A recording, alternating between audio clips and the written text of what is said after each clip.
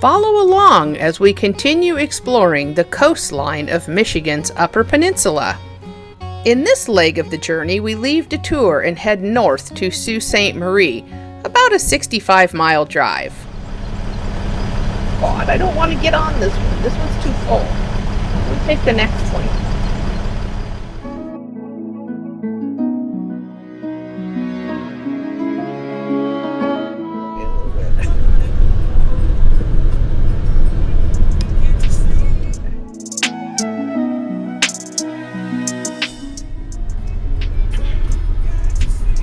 Are you recording too? Ooh. Yes.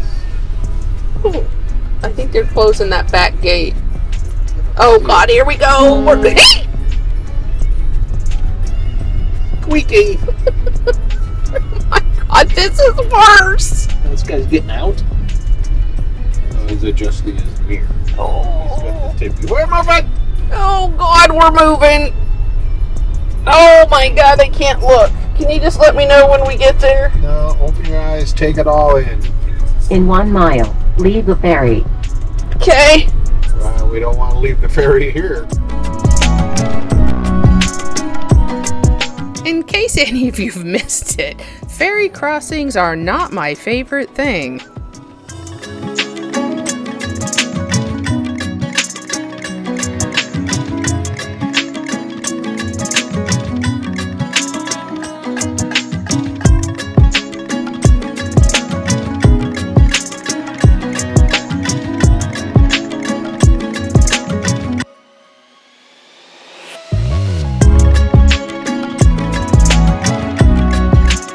After a short ferry crossing, we pulled into a town park to watch some boat traffic while we made breakfast and showered for the day.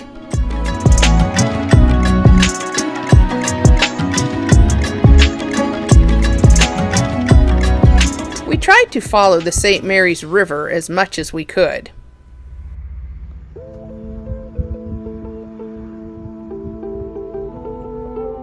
We arrived in Sault Ste. Marie and parked at the Ann Osborne Campground or Park. This might have also been part of the William Gregory boat ramp. I'm really not sure, but there was plenty of parking, a nice grass area, and wonderful views of the incoming and outgoing freighters. The James R. Barker was the first 1,000-foot class vessel constructed entirely on the Great Lakes. Some interesting facts is she is one of the first 1,000-footers to have all accommodations in a 5-story superstructure located at the stern. The James R. Barker in 1976. He's been around a while.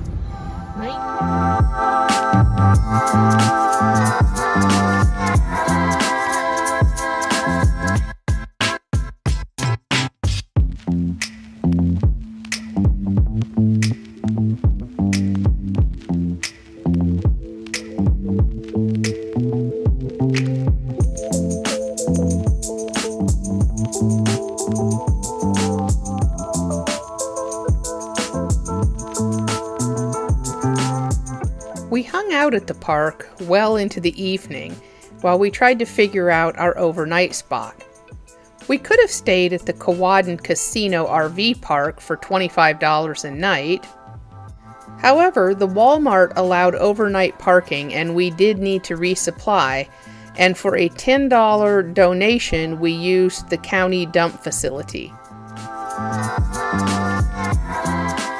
We were also visited by many of these little mayflies doing their thing.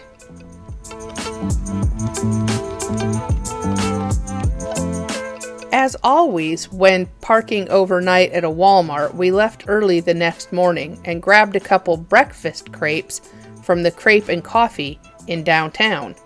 Of course, we watched the morning boat traffic and a beautiful sunrise.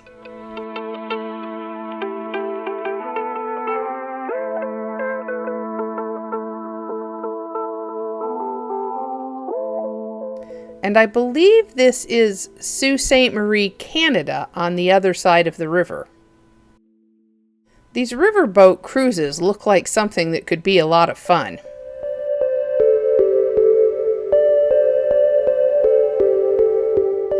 after breakfast, we wanted to visit the Soo Locks. The visitor center is open daily from 10 a.m. to 7 p.m. until the end of October. The Soo Locks Park and Observation Deck are open daily from 9 a.m. to 10 p.m. in the months of June, July, and August.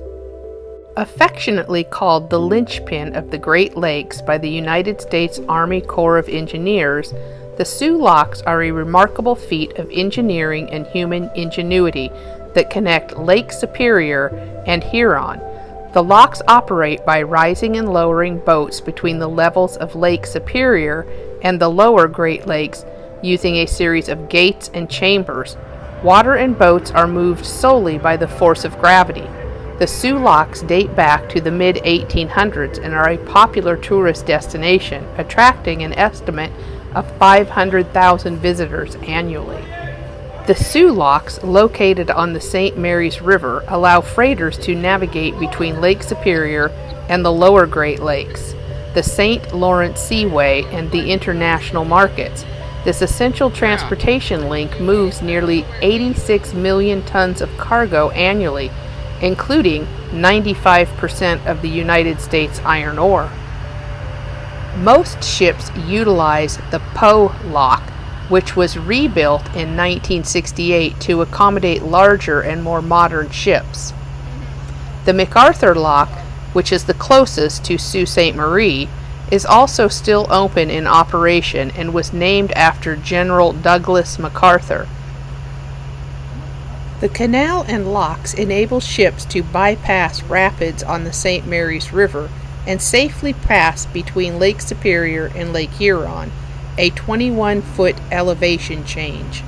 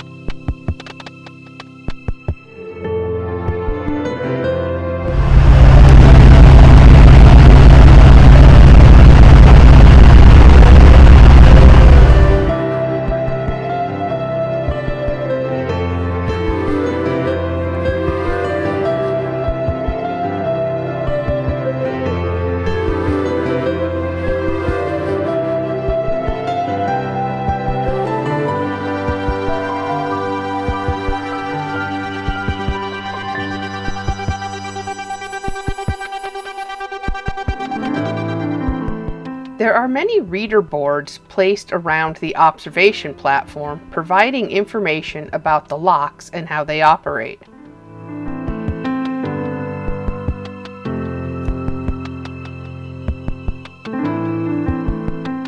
Next, it was off to the visitor center.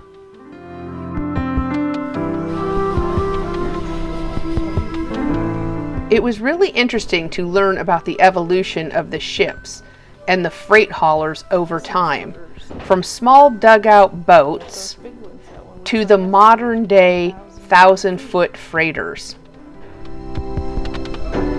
Those are the big ones. We also learned how the locks are closed from January 15th to March 25th each year for repairs. Most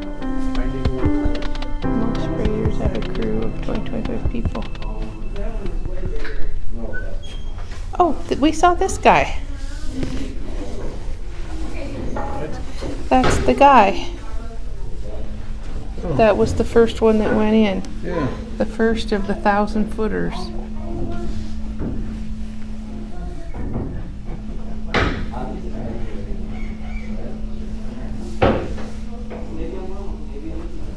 Pig boats.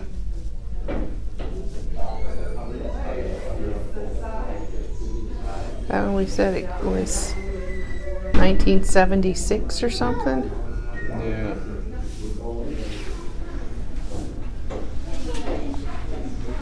Do we really need all that? Well, Salt? See? keeps the price down. I don't know. I think doctor's telling you to use less salt. There's a really cool model of what the locks looked like in 1865.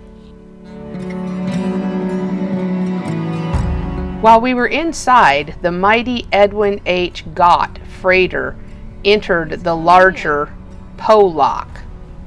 The Edwin H. Gott is a larger, over 1,000 feet, diesel-powered lake freighter owned and operated by the Great Lakes Fleet, a subsidiary of the Canadian National Railway.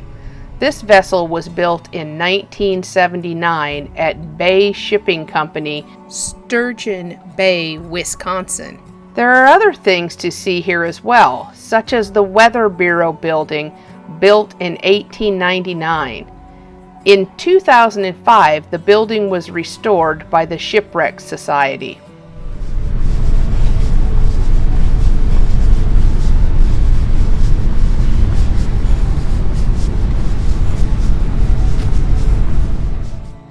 Today, there is a small museum and gift shop inside.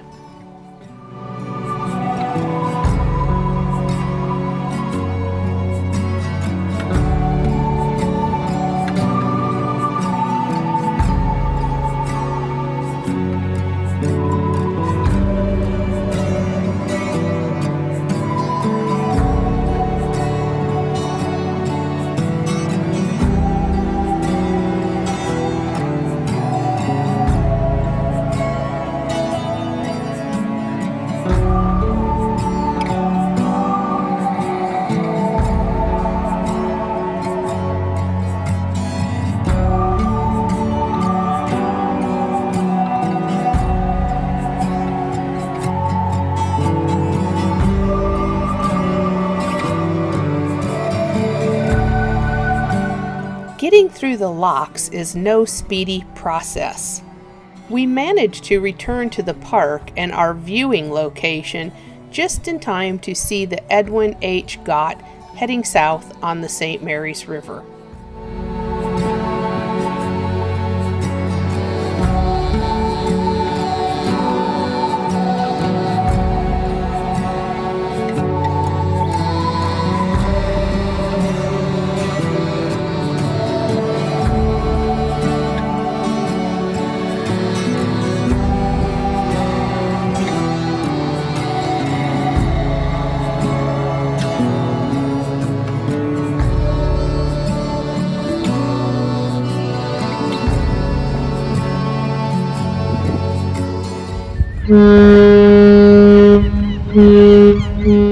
We finished our day relaxing at the park, watching many different ships go by.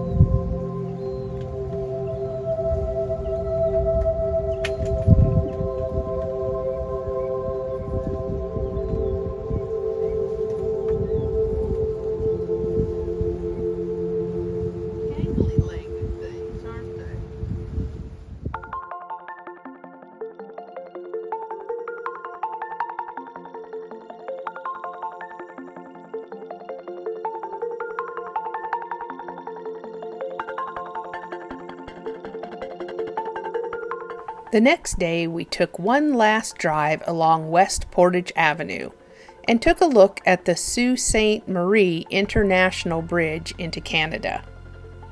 We ended up spending a couple days here, and we really had a great time. Follow along in our next adventure as we continue along the coastline and go to Whitefish Point. Thanks for watching.